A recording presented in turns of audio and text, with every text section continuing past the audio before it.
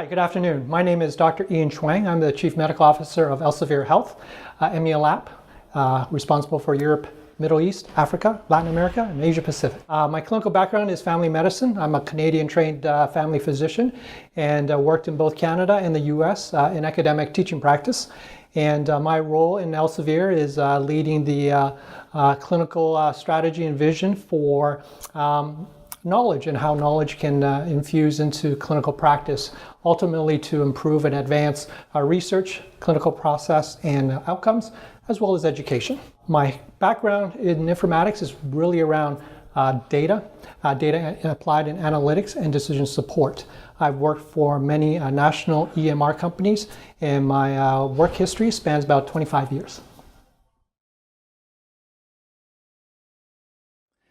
I would say that clinical decision support is probably more about how can we influence and guide and inform clinicians as they're providing care for their patients, so that it is more about a knowledge-driven process. In terms of capabilities, my current thinking is it's more than just technology enablement.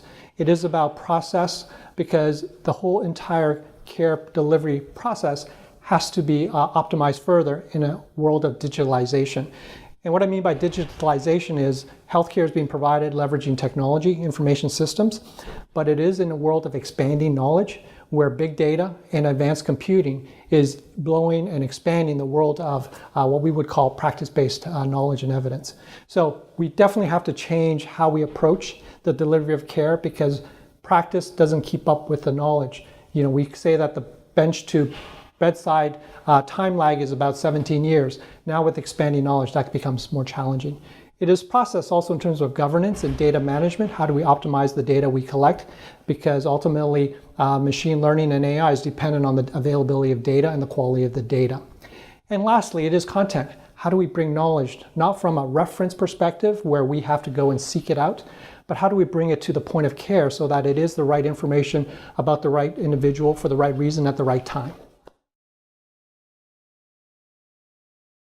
I would say the early days of clinical decision support has mostly centered around the functionality of alerts.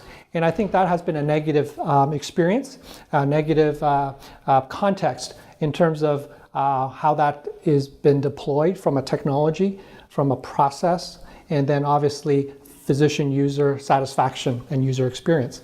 So I would say I would like to see clinical decision support advance beyond what has been just a functionality capability.